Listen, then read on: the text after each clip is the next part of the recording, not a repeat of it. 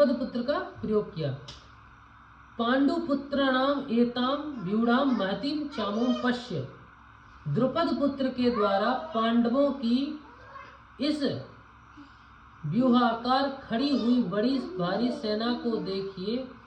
तात्पर्य है कि जिन पांडवों पर आप स्नेह रखते हैं उन्हीं पांडवों ने आपके प्रतिपक्ष में खास आपको मारने के लिए द्रुपद पुत्र को सेनापति बनाकर व्यूह रचना करने का अधिकार दिया है। अगर पांडव आपसे स्नेह रखते तो कम से कम आपको मारने वाले को तो अपनी सेना का मुख्य सेनापति नहीं बनाते, इतना अधिकार तो नहीं देते। परंतु सब कुछ जानते हुए भी उन्होंने उसी को सेनापति बनाया। अब देखो दिमाग, मतलब कितना दिमाग से खेल रहे हैं कि बोल रहे हैं कि आप पहले तो इन्होंने क्या नाम लिया कि द्रुपद पुत्रेण, कि आपको डायरेक्ट संबोधन किया कि द्रुपद पुत्र, वहां धृष्टद्युम्न भी बोल सकते थे। और यहाँ पर क्या बोल रहे हैं कि आपको मारने के लिए उसको सेनापति बनाया है। अगर आपके प्रति स्नेह नहीं होता, इनको क्या स्नेह छोड़ा है उससे। द्रोणाचार्य जी का जो स्नेह है अर्जुन के प्रति, पांडवों के प्रति, वो स्नेह को ये हटा रहे हैं कि भाई आप देखो वहां पर आपसे नहीं है, मतलब आपका जो मोह है, स्नेह है, वो ठीक है, लेकिन अगर इतना उनका आपके प्रति होता तो वो उसको सेनापति नहीं बनाते जिसके लिए जो मतलब पैदा हुआ आपको मारने के लिए। तो वहां पे सोचो कितना दिमाग उन्होंने लगाया है, सोचो कितना दिमाग होगा इनके, ठीक है। तो वहां पे मतलब कैसे उनका जो मोह है उसको अपनी तरफ खींच रहे हैं। फिर कह रहे हैं कि यद्यपि कौरवों की अपेक्षा पांडवों की सेना संख्या में कम थी, अर्थात कौरवों की सेना 11 अक्षौणी और पांडवों की सेना 7 अक्षौणी थी। 11 अक्षौणी, अक्षौणी मतलब क्या होता है, एक अक्षौणी सेना में 21,880, एक अक्षौणी सेना में 21,880 तो खाली रथ होते हैं, ठीक है। 21,870 हाथी होते हैं और 65,610 घोड़े होते हैं और 350 पैदल सैनिक होते हैं। और सोचो इतनी बड़ी सेना, वो एक अक्षौणी सेना होती है। और कौरवों के पास थी 11 अक्षौणी सेना और पांडवों के पास थी 7 अक्षौणी सेना। तथापि दुर्योधन पांडवों की सेना को बड़ी भारी बता रहा है। देखो अब द्रोणाचार्य का माइंड देखो किस तरफ से अपनी तरफ कर रहा है कि व्यक्ति कि उसकी 7 अक्षौणी सेना है, फिर भी क्या बता रहे हैं तो भाई 11 अक्षौणी सेना, उसको कम करके इतनी बड़ी भारी सेना का वहां पे मतलब ये नहीं किया कि इतनी अक्षौणी सेना नहीं बोला, तो उनकी बड़ी भारी सेना बता रहा है। पांडवों की सेना को बड़ी भारी कहने के 2 भाव मालूम होते हैं। पहला भाव तो पांडवों की सेना इस ऐसे ढंग से व्यूह आकार खड़ी हुई थी जिससे दुर्योधन को थोड़ी सेना भी बहुत बड़ी दिख रही थी।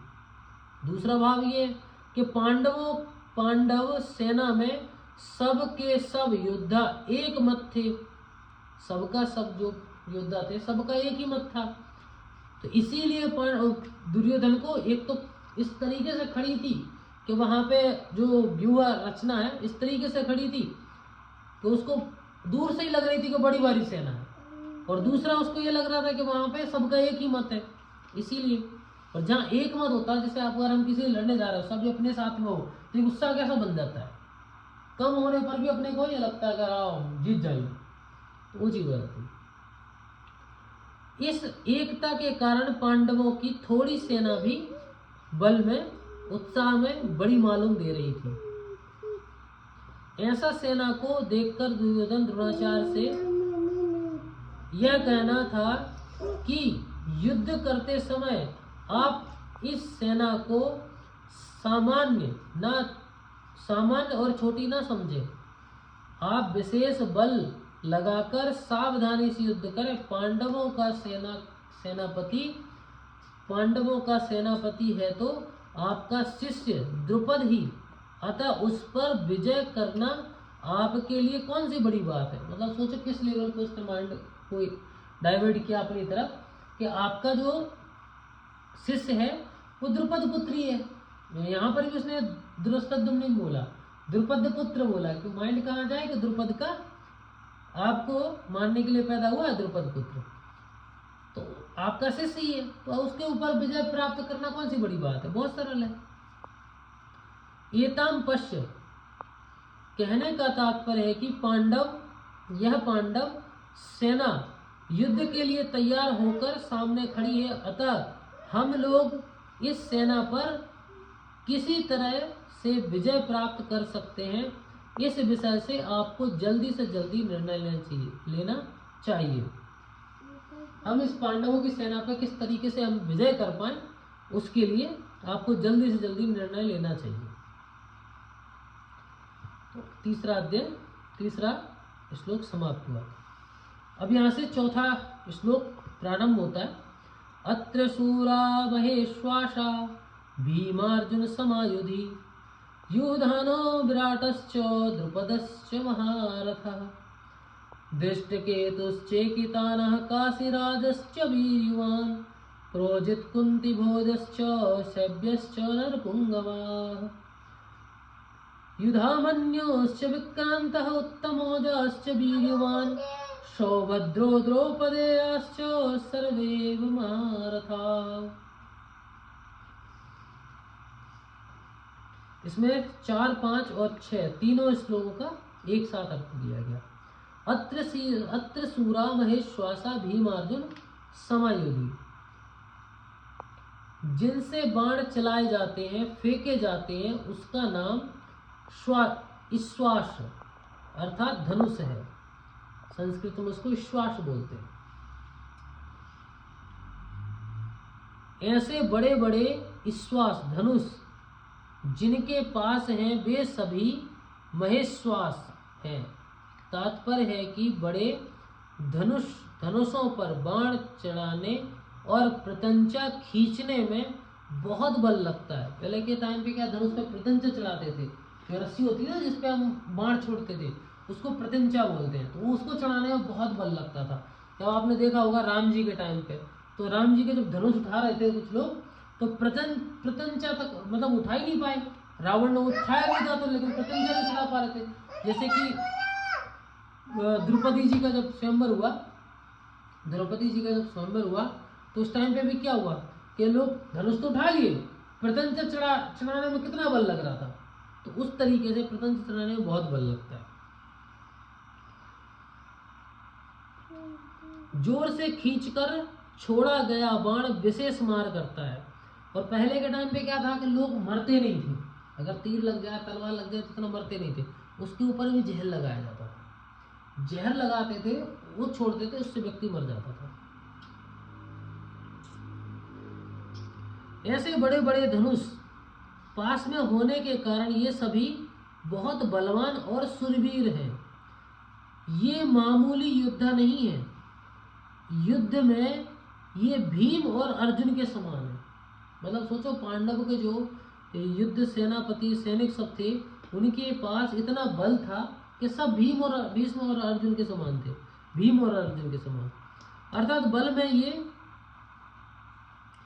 भीम के समान और अस्त्र शस्त्र में की कला में अर्जुन के समान है। युधान सात्यकी और अर्जुन से अस्त्र शस्त्र की विद्या सीखी थी। एक युधान व्यक्ति मतलब सेनापति था इनका, जिसने अर्जुन से ही अस्त्र शस्त्र की विद्या सीखी थी। इसीलिए भगवान श्री कृष्ण के द्वारा दुर्योधन को नारायणी सेना देने पर भी वह कृतज्ञ होकर अर्जुन के पक्ष में ही रहा। जो दुर्योधन थे तो ये 100 भाइयों थे, पता ना सबको, 100 भाई थे। तो 100 भाई में से एक भाई जो युधान था, सात्विकी जिसका नाम था, वो क्या है कि कौरवों की सेना में नहीं गया, वो अर्जुन की सेना में रह करके उसने युद्ध लड़ा। तो जब भगवान की नारायणी सेना भी जब अर्जुन दुर्योधन को दे दी भगवान ने, तो वहां पे युधान सात्विकी ने क्या किया, वो अर्जुन के पक्ष में रहा, क्योंकि अर्जुन ने ही उसको अस्त्र शस्त्र की विद्या सिखाई थी। दुर्योधन के पक्ष में नहीं गया। द्रोणाचार्य के मन में अर्जुन के प्रति द्वेष भाव पैदा करने के लिए दुर्योधन महारथियों के सबसे पहले अर्जुन के शिष्य युधान का नाम लेता है। अब देखो वहां पे द्रोणाचार्य जी के मन में द्वेष पैदा करने के लिए सबसे पहले युधान का नाम लिया, जबकि उसका भाई हो। युधान का नाम, सात्विकी का नाम लिया कि भाई उसमें उसका भाई होने पर भी उसने मोहन आ जाए, आपका द्वेष रखना है वहां पर कि अपने दुश्मन है, तो वहां पे अपना भाई को भी सामने रख रहा है कि वहां पे आपका जो ये है ना कि मैं अपने भाई को भी सामने रख रहा हूँ वहां पे कि मेरा भाई भी वहां पर है, लेकिन वो दुर्योधन दुश्मन के पक्ष में, तो वहां मैं भी मोह नहीं करूंगा। तो आपका तो दुर्योधन शिष्य है, तो आप कैसे मोह कर सकते हो? ये चीज वहां पे तात्पर्य है कि इस अर्जुन को तो देखिए, इसने आपसे ही अस्त्र शस्त्र चलाना सीखा है, और आपने अर्जुन को यह वरदान भी दिया है कि संसार में तुम्हारे समान और कोई धनुर्धर ना हो, ऐसा प्रयत्न करूंगा।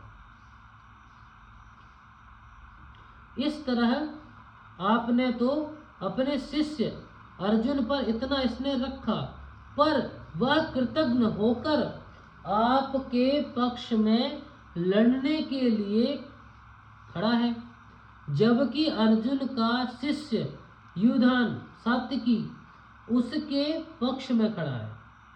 युधान महाभारत के युद्ध में न मरकर यादवों के आपसी युद्ध में मारे गए।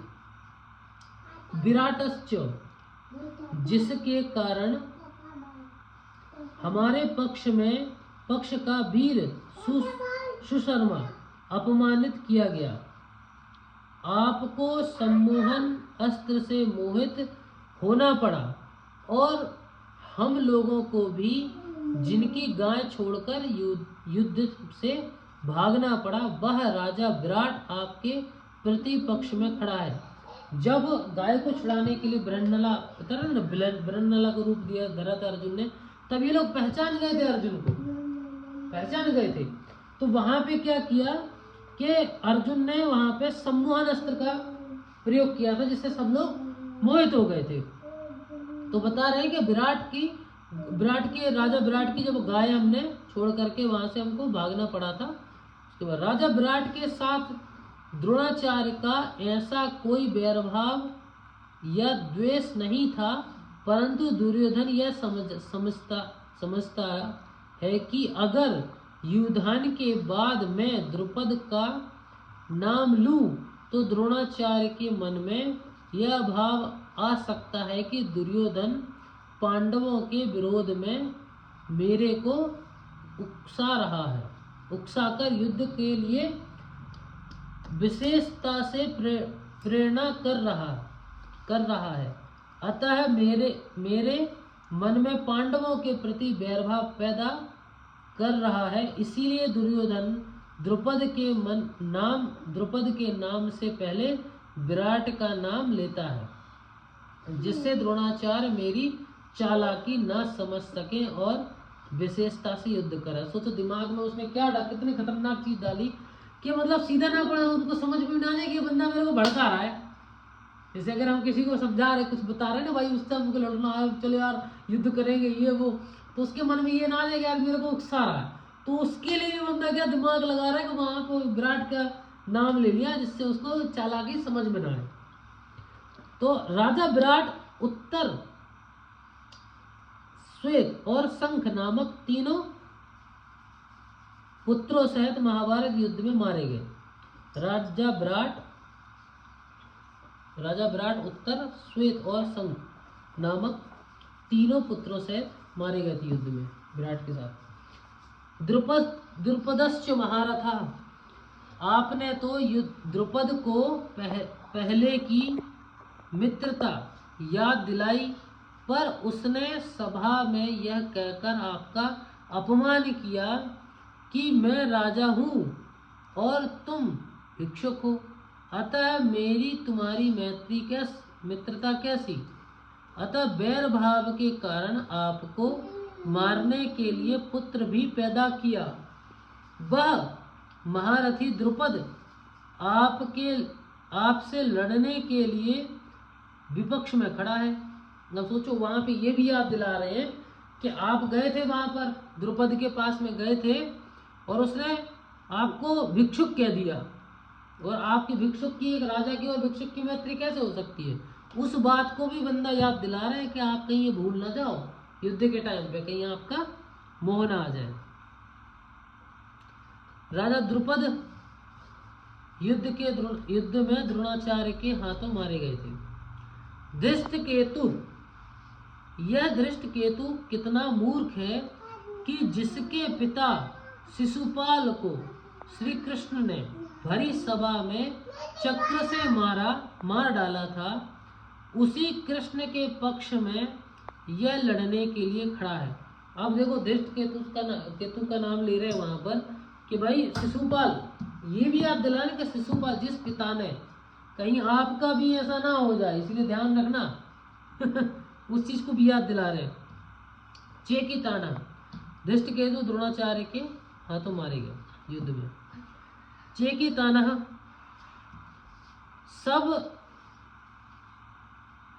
सब यादव सेना तो हमारी ओर से लड़ने के लिए तैयार है, और यह यादव चेकितान पांडवों की सेना में खड़ा है। ये कह रहे हैं कि सब यादव सेना हमारे साथ, नारायणी सेना हमारे साथ लड़ने को तैयार है, लेकिन ये एक बंदा ऐसा है जो शिशुपाल का लड़का एक ऐसा है जो जबरन पांडवों के पीछे पड़ा हुआ है, पांडवों के साथ लड़ना चाह रहा है तो वो भी याद दिला रहे हैं। बताओ, चेकिताना दुर्योधन के हाथों मारा गया था युद्ध में। काशी राजस्य वीर्यवान, यह काशी राजस भी बड़ा सुरवीर और महारथी है, यह भी पांडवों की सेना में खड़ा है, इसलिए आप सावधानी से युद्ध करना, क्योंकि यह बड़ा पराक्रमी है। अब ये भी याद दिला रहे हैं, कि ये भी बड़ा पराक्रमी है, इससे सावधानी से युद्ध करना। काशी राज महाभारत युद्ध में मारे गए। पुरोजित कुंती भोजश्च, यद्यपि पुरोजित और कुंती भोज ये दोनों कुंती के भाई होने से हमारे और पांडवों के मामा हैं, तथापि इनके मन में पक्षपात होने के कारण ये हमारे विपक्ष में युद्ध करने के लिए खड़े हैं। पुरोजित और कुंती भोज दोनों ही युद्ध में द्रोणाचार्य के हाथों मारे गए थे। सैभ्यश्च नरपुंगवा, यह सैभ्य और युधिष्ठिर का ससुर, यह जो सैभ्य है ये युधिष्ठिर जी का ससुर है। यह मनुष्यों में श्रेष्ठ और बहुत बलवान है, परिवार के नाते यह भी हमारा संबंधी है, परंतु यह पांडवों के ही पक्ष में खड़ा है। युधामन्युश्च विक्रांता उत्तम ओजाश्च वीर्यवान, पांचाल देश के बड़े बलवान और वीर योद्धा युधामन्यु तथा उत्तम ओजा, ये मेरे बैरी अर्जुन के रथ के पहियों की रक्षा में नियुक्त किए गए हैं। आप इनकी ओर भी नजर रखना। मतलब वहां पे बता रहे हैं कि अर्जुन के रथ के पहियों के पास में भी दो बंदे खड़े हुए हैं पांचाल देश के, जिसका एक का नाम है युधामन्यु और दूसरे का उत्तम हो जाए। इनको भी ध्यान रखना, इनको इनसे भी नजर मत रखना, इनको भी हमको छोड़ना नहीं है। रात में सोते हुए इन दोनों को अश्वत्थामा ने मार डाला था, रात को सोते हुए मार डाला था अश्वत्थामा। सौभद्रा, यह कृष्ण की बहन सुभद्रा का पुत्र है, अभिमन्यु है। यह बहुत सुरवीर है, इसने गर्भ में ही चक्रव्यूह भेदन की विद्या सीखी है, अतः चक्रव्यूह रचना के समय आप इसका ख्याल रखें। युद्ध में दुशासन पुत्र के द्वारा अन्यायपूर्वक सिर पर गदा प्रहार करने से अभिमन्यु मारे गए थे।